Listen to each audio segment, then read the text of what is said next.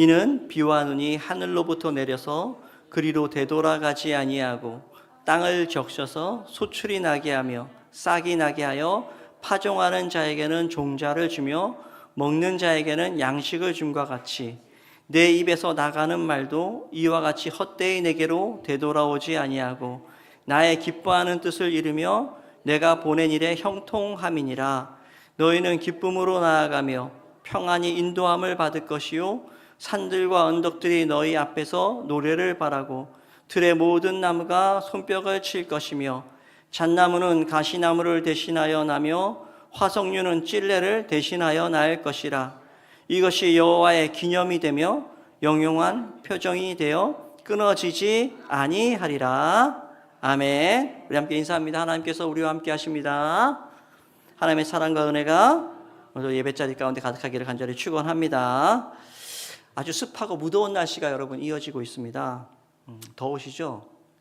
비가 오면 좀 열기가 식혀야 되는데 우리나라 장마는 열기는 식지 않고 숨이 막히고 끈적함만 더해지니 견디기가 쉽지가 않습니다.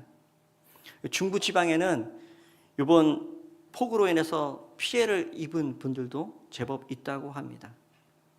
물은 생명의 필수 요소이니 비는 반드시 필요한데 어떤 경우에는 비가 너무 안 와서 문제이고요. 또 비가 온다고만 다 되는 것도 아니에요. 어떤 경우는 비가 너무 많아서 문제가 되기도 합니다. 전에 부목사 시절에 3년에 한 번씩 전교인 수련회를 진행했습니다. 제가 전체 총 진행을 맡았는데 마음의 부담감이 엄청났어요. 준비해야 될 것, 신경 써야 될 것이 한두 가지가 아니었어요. 첫 번째 제가 맡은 전교인 수련회 때 어렵게 장소를 구하고 날짜까지 정해졌는데 태풍이 올라온다는 거예요. 근데 이전에 이미 태풍이 한번 올라와서 그해 우리나라에 태풍비가 굉장히 심했습니다. 근데 태풍이 또 올라온다는 거에 이어서 일기예보를 보니까 수련회 첫날 날짜 맞추어서 수련회 첫날 수련회 장소를 잡았던 강원도를 지나가면서 우리나라를 빠져나간다는 거예요. 걱정이 굉장히 많이 됐죠. 그 당시 수요일 오전 예배 끝나고 점심 먹고 교회에서 중보기도 모임을 제가 이끌고 있었는데 수련회 5일 전 수요일이었습니다. 제가 수련을 위해서 좀 기도하자고 했어요. 평상시에는 아픈 분들, 교회에 급한 기도의 제목 있는 분들을 위해서 기도하였지만 이번에 수련회 잘 되도록 기도하는데 태풍이 올라오고 있다고 하니 좋은 날씨에 위해서 기도하자. 우리가 중요한 행사를 앞두고 교회에서 기도할 때가 있잖아요. 근데 이런 경우가 있습니다. 이제 가뭄이 계속되고 있는 거예요. 땅이 메말라서 농작물이 바짝바짝 타들어가고 하천, 저수지 막 바닥을 드러내고 있는 상황이에요. 그런 경우 있잖아요. 그러니까 누군가는 간절히 비를 기다리겠죠. 비가 정말 생수와 같고 생명의 단비가 될 것인데 아니 수련회 위해서 그날 비 오지 않게 해달라고 기도하는 게 맞나? 그렇죠? 싶을 때가 있지 않아요. 좀 기도가 좀 공의롭지 못한 것이 아닌가? 너무 우리만 생각하는 이기적인 기도가 아닌가? 그럴 수 있어요. 그런 생각이 들 때가 있습니다. 전에 장모님이 이런 걱정을 하신 적이 있었어요. 저희 손이 처남이 군부대 음료수 자판기에 음료수 되는 일을 하고 있었는데 그 음료수가 잘 팔려면 어떻게 돼요? 여름에 아주 뜨거워야 돼요. 근데 비가 너무 안 오면 시골에서 농사 짓는 분들 너무 힘들잖아요. 좀 비는 충분히 와줘야 밭이 좀 적셔져야 농산물이 잘 되는데 비가 많이 오면 아들이 돈을 못 벌어. 그래서 이게 비가 많이 와야 되는지 비가 안 와야 되는지 걱정이다. 이런 말씀을 하신 적이 있어요. 그런 경우들이 있죠. 사람마다 형편이 다 다르니 모두에게 다 좋은 상황이 있기가 참 쉽지 않아요. 제가 당시 그때 수요일 중보기도 시간에 성도들에게 얘기했어요. 간혹 교회 행사를 위해서 좋은 일기 달라고 기도할 때 이래도 되는지 스스로 돌아볼 때가 있는데 이번에 정말 제가 마음이 편하다. 왜요? 비가 너무 많이 왔어요. 많은 피해를 입었고 이제 더 이상 비가 오는 건 그 누구에도 도움되지 않는 상황이야. 그래서 이번에는 정말 피해가 너무 막심하니 우리 수련을 위해서도 또 피해 입은 분들을 위해서 우리 마음 편히 간절히 태풍 빨리 소멸되게 해달라고 기도합시다. 이렇게 한 적이 있었어요.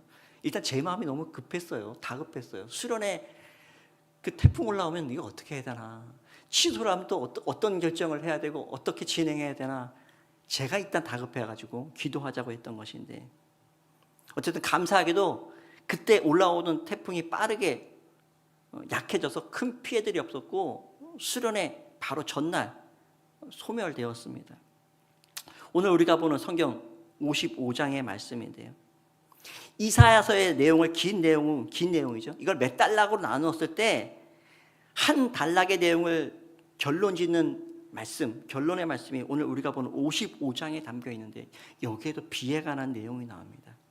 근데 이 비에 관한 내용은 우리가 보면 누군가에게는 도움이 되고 누군가에게는 피해가 되고 이런 게 아니에요. 보면 모두에게 다 도움이 되는 은혜, 하나님의 은혜는 그런 것이다, 이런 게 느껴집니다. 여러분 다시 한번 성경을 보겠습니다. 10절 11절 말씀, 10절 11절 말씀 함께 읽습니다. 이는 비와 눈이 하늘로부터 내려서 그리로 되돌아가지 아니하고 땅을 적셔서 소출이 나게 하며 싹이 나게 하여 파종하는 자에게는 종자를 주며 먹는 자에게는 양식을 줌과 같이 내 입에서 나가는 말도 이와 같이 헛되이 내게로 되돌아오지 아니하고 나의 기뻐하는 뜻을 이루며 내가 보낸 일에 형통함이니라. 아멘. 하늘에서 내린 비가 헛되이 하늘로 돌아가지 않는다, 소출을 낸다는 것에서 제가 느끼는 것은 이 비는 모두에게 은혜를 끼치는 비구나, 헛되지 아니하다라는 거예요. 우리의 상황이라는 게 아까 말씀드린 대로 빛이 있으면 그림자라는 게 있잖아요. 어떤 상황이 어떤 사람에게 도움이 되는데 반대로 다른 사람에게는요 좋지 않은 상황이야. 그럴 수 있어요. 모두가 만족할 만한 상황이 참 있기가 쉽지 않아요. 누군가 얻으면 누군가는 잃은 것이고요, 누군가 승리했으면 누군가는 패배한 것이에요. 우리가 흔히 하는 얘기처럼 아이스크림 장수와 우산 장수는 같이 좋은 상황이 얻기가 쉽지 않다, 그런 딜레마가 있는 것처럼 우리 삶의 상황이 그래요. 그런데 하나님의 은혜는 그렇지 않다라는 것이에요. 그 은혜로 모두가 다 만족할 만한 은혜로 초대하는 말씀이 바로 이사야 55장의 말씀입니다. 여러분 55장 제일 위로 올라가셔서요 앞부분부터 봅시다. 초대장이 나옵니다. 55장 1절 말씀 함께 있습니다. 오호라 너희 목마른 자들아 물로 나아오라. 돈 없는 자도 오라. 너희는 와서 사 먹되 돈 없이 값없이 와서 포도주와 젖을 사라. 아멘. 특정 계층을 위한 초대장이 아닙니다. 볼 때는 너희 목마른 자들아, 돈 없는 자야 이야기하는 것처럼 보이지만 여기에 역차별의 논란 같은 건 없어요. 왜냐하면 주님의 초대는요 그렇지 않거든요. 특정 계층을 위한 초대장이 아닙니다. 고대 근동에 중요한 행사가 있을 때에는요 특정 계층들을 위한 행사들이었어요. 어느 사회나 어느 시대나 사실 그래 했죠. 초대받는 사람은 따로 있고요, 들어갈 수 있는 자격이 있는 사람은 따로 있습니다. 하지만 주님의 초대는 그렇지 않아요. 누가복음 14장 15절 이하에 잔치 초대에 관한 예수님께서 비유의 말씀을 하시는데, 그 비유에 관한 배경은 이렇습니다. 그 당시에도 잔치가 벌어지면 권세 있는 자들이 초대가 되는 거예요. 사람들을 골라서 받는 것입니다. 특별히 큰 집일수록 지역의 유명한 사람들만을 그 잔치에 초대하는 거예요. 그런데 예수님께서 이렇게 말씀하셔요. 너에게 갚을 것이 있는 사람들만 초대하는 것이 너에게 무슨 복이 되겠느냐. 아무것도 갚을 것이 없는 자, 너희에게 은혜를 입었지만 그것을 갚을 것이 없는 자, 그들을 초대하였을 때 그게 진짜 너에게 복이 될 것이다, 이 말씀을 하시는데, 그리고 잔치에 관한 비유의 말씀하십니다. 어느 큰 잔치가 벌어졌어요. 종을 보내서 사람들을 초대합니다. 그런데 그 잔치에 초대된 사람들을 보면 모두에게 열려져 있다는 걸 알 수 있어요. 근데 많은 사람들이 거절합니다. 어떤 사람들이 거절하나? 이렇게 되어 있어요. 다 사양하여 이르되 나는 밭을 샀으니까 아무래도 가봐야겠다. 또 한 사람은 나는 소 5마리를 샀으니 이거를 돌보러 가야겠다. 어떤 사람은 나는 장가를 들어서 집안일이 있으니 가지 못하겠다. 주님은 모두를 초대했는데 초대를 받은 사람이 선택한 것이에요. 초대를 하는 자가 선택한 것이 아니라 주의 은혜의 자리는, 하나님 나라의 잔치는 모두에게 열려져 있는데 사람들이 선택합니다. 선택했다는 것은요, 여유가 있다는 거예요. 여유가 있다. 아니, 잔치를 초대했는데 먹을 것이 있는데 급해 보세요. 다급한 사람이라고 생각해 보세요. 굶주린 사람이라고 생각해 보세요. 그를 거부하고 다른 데 가겠다 선택할 수 있나요? 선택했다는 것은 나름대로 계산이 선다는 거예요. 여유가 있다는 것이고요, 더 좋은 것이 있다라고 자기가 판단했다는 것입니다. 그러니까 선택하는 것은 오히려 은혜를 저버리는 역설을 낳게 돼요. 은혜 앞에서 이렇게 저렇게 계산기를 굴리면 남는 장사가 될 것 같은데 그렇지 않아요. 우리 삶은 때론 계산기를 굴려야 될 때가 있죠. 장사를 하는 것도, 집을 짓는 것도, 운동 경기 하나를 해도 계획을 짜고 설계를 하고 작전을 짜고 어떤 계산하는 방법들을 찾겠지만 주님의 잔치 앞에서는요, 그런 계산이 도움이 되지 않는다는 거예요. 오히려 계산을 했던 사람들은 거절하더라는 거예요. 그러나 오늘 우리가 보는 이사야 55장에서 너희 사람들아 오라, 힘없는 자들아, 돈 없는 자들아, 굶주린 자들아 오라 했을 때 그들은 거절할 리가 없기 때문이죠. 그들은 그 초대를 너무 감사히 여기고 나아올 이들이기 때문이죠. 그들이 은혜를 누리는 것이에요. 오늘 우리가 보는 이사야 55장 다시 보시면요, 8절 9절의 말씀을 제가 조금 쉬운 표준 세번역판으로 제가 읽어드리겠어요. 여러분 개역성경의 8절 9절을 눈으로 보십시오.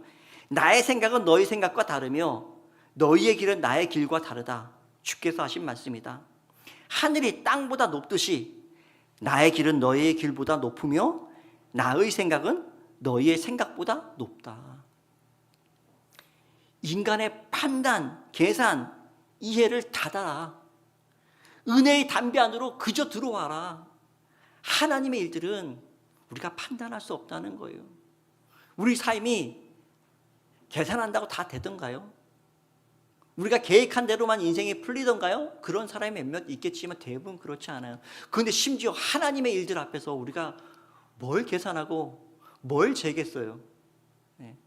은혜 바깥에 가서 뭘 열심히 계획해봐야 아니에요. 이 은혜 안에 있는 것보다 더 나은 것이 저 세상 바깥에는 그 어디에도, 그 어떤 방법으로도 있을 수 없다. 그 말씀을 하시는 것입니다. 우리의 인생 마음대로 풀리지 않지요. 네. 쉼을 얻지 못했던 인생들입니다. 그래서 여러분 55장 그 위로 2절로 올라가 보시면 바로 계산이 서지 않았던 사람들을 향한 말씀이 있습니다. 함께 읽어볼까요? 55장 2절 말씀입니다. 너희가 어찌하여 양식이 아닌 것을 위하여 은을 달아주며 배부르게 하지 못할 것을 위하여 수고하느냐. 내게 듣고 들을지어다. 아멘. 값을 치러도 양식도 못 구하는 인생들이 있어요. 수고했는데 배불리지 못하는 인생들이 있어요. 어쩌면 우리들인지도 몰라요. 여러분 고생한 대로 다 만족할 만한 성과 얻으셨습니까? 여러분 인생이 여러분 계획한 대로 다 되던가요? 땀 흘리면 땀 흘린 대로 다 수확 얻던가요? 그렇지 않을 때가 참 많아요. 시골에서 착실하게 농사 짓는 사람은 더 하죠. 농사꾼들은요, 하늘에 모든 걸 맡겨야 돼요. 정말 봄부터 수고해서 농작물 심고 그걸 그렇게 열심히 관리했는데 어때요? 그냥 폭우 한 번으로 다 끝나고 가뭄 한 번으로 다 죽어버리고 들짐승들이 와가지고 다 먹어치우고 이런 게 비일비재합니다. 어떤 때는 풍년이 됐어요. 저는 그런 경우 봤거든요. 배추 농사가 너무 잘 됐어. 아니 이렇게 잘, 근데 그 집만 잘 되면 좋잖아요. 전국적으로 배추가 다 잘 됐다. 그러니까 이거를 뽑아서 팔면 가격이 안 나와. 돈이 안 돼요. 그래서 그냥 밭을 다 갈아엎어야 돼. 너무 잘 돼도 문제예요. 이게 우리 인생이요, 뜻대로 되지 않습니다. 바로 그런 사람들, 수고하여도 배불리 먹지 못하는, 아무리 계산하여도 계산이 서지 않았던, 내일만 생각하고 내 앞날을 생각하면 답답해. 어떻게 살지? 이런 사람들에게 주님이 초대하시는 거예요. 계산이 서지 않는 인생들아, 나에게로 와라. 내 안에서 말씀을 듣고 우리 모두 은혜의 담비 아래 있자 라고 말씀하시는 것입니다. 하나님의 마음은요, 바로 그런 것이죠. 긍휼입니다. 가장 중요한 것이죠. 하나님께서 그들을 초대하는데 어떤 사람들을 초대하느냐? 중요한 질문이죠. 왜 우리는 초대를 받을까요? 우리가 무슨 자격이 있어서? 성경 말씀을 봅니다. 6절, 7절 말씀입니다. 55장 6절, 7절 말씀 함께 있습니다. 너희는 만날 수 있을 때에 주님을 찾아라. 너희는 가까이 계실 때에 주님을 불러라. 악한 자는 그 길을 버리고 불의한 자는 그 생각을 버리고 주께 돌아오라. 주께서 그에게 긍휼을 베푸실 것이다. 우리 하나님께로 돌아오라. 긍휼을 베푸신다. 하나님께서 말씀하셔요. 여기서 중요한 단어가 보입니다. 긍휼이라는 단어예요. 하늘에서 내리는 하나님의 은혜의 담비가 왜 모두를 살리는 담비일까요? 긍휼이 만들어낸 비이기 때문에 그래요. 법이 정한 게 아니에요. 효율성을 따진 게 아니에요. 이 땅에는 효율을 따지지 않아요. 그렇죠? 효율을 따집니다. 법이 정한 게 있어요. 공정과 어떤 저울을 달아댑니다. 너 몇 등 했어? 너 몇 시간 일했어? 너 과거에 어떻게 살았어? 그것에 따라서 준단 말이죠. 근데 하나님 마음에는요, 긍휼이 담겨 있어요. 그 긍휼은 우리 모두를 초대합니다. 가난한 자도 와라. 회개할 마음 있는 죄인들도 와라. 수고했지만 계산이 서지 않아서 인생들도 와라. 본인 스스로 오만했던 바로 그 사람들도 와라. 모두에게 열려져 있어요. 모두를 향한 초대장, 그 속에 하나님의 긍휼이 담겨 있어요. 내가 너희를 모두 사랑하고 내가 너희 모두를 살리기를 원한다. 우리 감리교 교단에서 발행한 신문에 한 여성 목사님의 사연이 실렸는데, 제가 지난 주간 그 사연을 읽을 때 제 마음이 너무 아프기도 하고 또 희망을 느끼기도 하고 아무튼 그런 내용이 있었어요.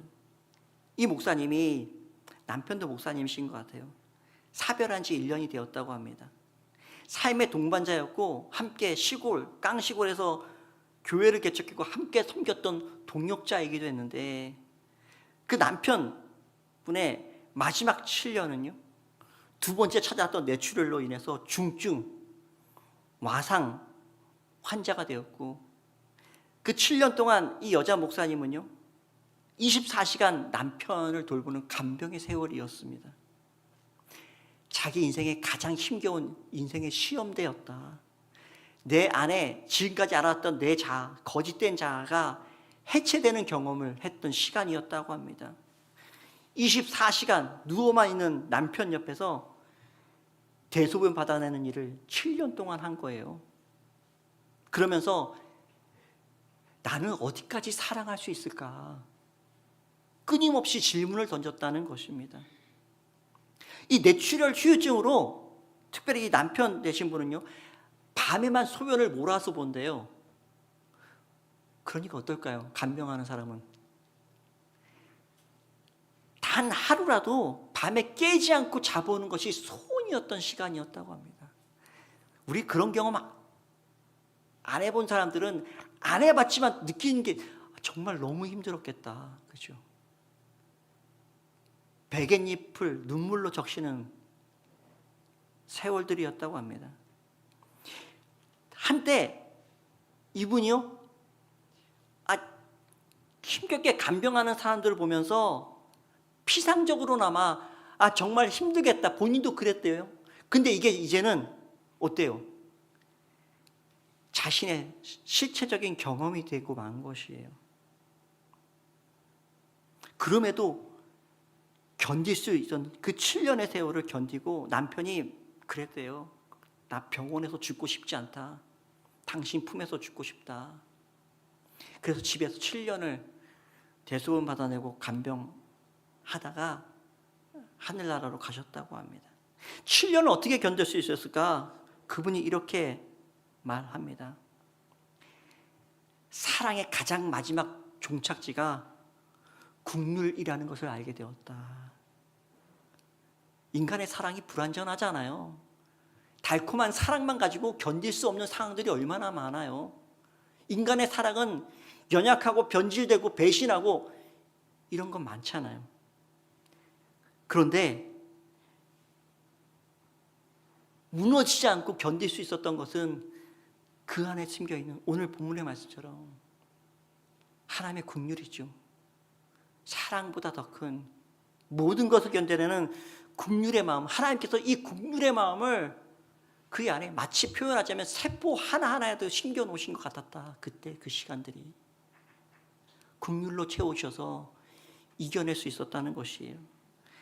하나님으로부터 온 국률은 얼마나 강합니까? 모든 것을 이겨내는 사랑이 됩니다. 실족한 사람을 붙들 수 있는 힘, 얼마나 신실하고 충만한가요? 그래서 이 목사님은요, 괴테의 말을 인용해서 이렇게 합니다. 사랑이 살린다. 국률의 사랑이겠죠. 오늘 우리 모두를 부르시는 하나님의 국률 앞에 서 있습니다. 은혜의 담비가 그런 것이라고 했죠. 그 어디에도 환영받지 못하는 자들아 와라.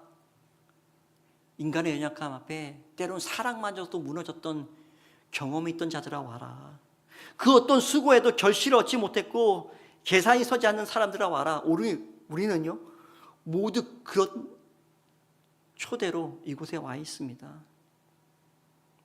모두를 살리는 은혜의 담비. 주님으로부터 온 것은 그저 하늘로 올라가지 않는다라고 말합니다. 우리가 언제 주님께 나아가야 할까요? 바로 지금입니다. 7절에 6절에 이렇게 말했었죠. 너희는 만날 수 있을 때 주님을 찾으라. 너희는 가까이 계실 때 주님을 붙들라. 네. 주의 이름을 부르며 나온 우리 모두에게 이 땅 모두를 살리는 하나님의 크신 은혜의 담비가 내려지기를 주님의 이름으로 간절히 축원합니다. 아멘.